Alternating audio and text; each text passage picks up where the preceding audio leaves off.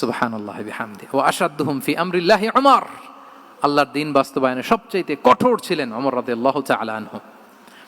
ওয়া আসদাকুহুম হায়াআন উসমান, সবচেয়ে লাজুক সাহাবী ছিলেন উসমান রাদিয়াল্লাহু তাআলা আনহু। শুধু অর্থ বলে যাই। ওয়া আকরাউহুম লিকিতাবিল্লাহি উবাই ইবনে কাব, সবচেয়ে কোরআনের ভালো কিরাত পড়তে পারতেন উবাই ইবনে কাব। আফরাদুহুম যায়েদ ইবনে সাবিত, উত্তরাধিকার বন্টনের নীতিমালা ফারায়েজের জ্ঞান ছিল যায়েদ ইবনে সাবিত রাদিয়াল্লাহু তাআলা। ওয়া আ'লামুহুম বিল হালালি ওয়াল হারামি মুআদ ইবনে জাবাল, এই উম্মতের হালাল হারামের স্পেশালিস্ট সাহাবী হচ্ছেন মুআদ ইবনে জাবাল।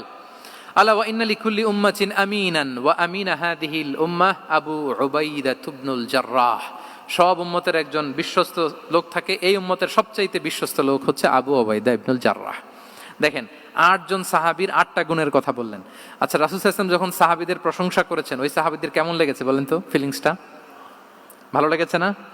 হৃদয়ে জুড়িয়েছে, ইন্সপায়ার্ড হয়েছেন, মোটিভেটেড হয়েছেন। সাহাবীদের মধ্যে সবচাইতে সুরেলা গলার কণ্ঠের অধিকারী ছিলেন আবু মুসা আল আশআরী রাদিয়াল্লাহু তাআলা আনহু। তো রাসূল সাল্লাল্লাহু আলাইহি ওয়াসাল্লাম একবার রাত্রিবেলা তার বাসার পাশ দিয়ে যাচ্ছিলেন, দীর্ঘ সময় ওনার কণ্ঠের তেলাওয়াত শুনলেন। পরের দিন সকালে বললেন যে, আবু মুসা, তুমি তো চমৎকার গলায় তেলাওয়াত করো। আবু মুসা বলে, ইয়া রাসূলুল্লাহ, আমি তো কোনোদিন আপনার সামনে দাঁড়িয়ে তেলাওয়াত করি না, আপনি কি করে জানলেন? রাসূল সাল্লাল্লাহু আলাইহি ওয়াসাল্লাম বললেন, গত রাতে তুমি যখন তেলাওয়াত করছিলে, আমি তোমার ঘরের পাশ দিয়ে যাচ্ছিলাম, আমি মনোযোগ দিয়ে শুনেছি। আবু মুসা বলে, ইয়া রাসূলুল্লাহ, আপনি আমার তেলাওয়াত শুনতেছেন, ওইটা জানলে তো আমি ফজর পর্যন্ত তেলাওয়াত চালিয়ে যেতাম, হাত্তাল ফাজার, আমি তেলাওয়াত চালিয়ে যেতাম ইয়া রাসূলুল্লাহ। আল্লাহ রাসূল সাল্লাল্লাহু আলাইহি ওয়াসাল্লাম তখন বললেন, লাকাদ উতিতা মিজমারান মিন মাজামিরি আলি দাউদ, হে আবু মুসা, দাউদ আলাইহিস সালামের গলায় আল্লাহ তাআলা যেমনি সুরের ঝংকার দিয়েছেন, এই উম্মতের মধ্যে তোমার গলায় আল্লাহ সেই সুরের লহরী ঢেলে দিয়েছে। বলেন, এই অ্যাপ্রিসিয়েশন যখন রাসূলের মুখ থেকে পাইলো, কেমন লাগবে ওনার? এখানে ধরেন আপনি কেউ হাফেজে কোরআন শেখ সুদাইস যদি বলে যে মাশাআল্লাহ মাশাআল্লাহ আনতা কারিউল কুররা, আপনাকে যদি এটা বলে, কেমন লাগবে আপনার?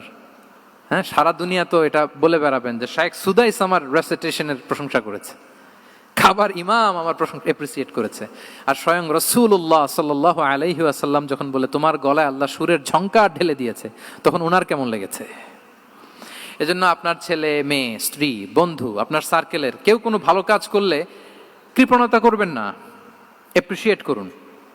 রাসূল সাল্লাল্লাহু আলাইহি ওয়াসাল্লাম অ্যাপ্রিসিয়েশন আমাদেরকে শিখিয়েছেন। ইভেন মুখাইরেক নামে এক ইহুদি ছিল, মদিনার সব ইহুদিরা বিট্রে করেছে, কিন্তু এই মুখাইরেক নামে এক ইহুদি উহুদের যুদ্ধে মুসলিমদের পক্ষে লড়াই করে নিহত হয়েছে। সে তার কথা রেখেছে।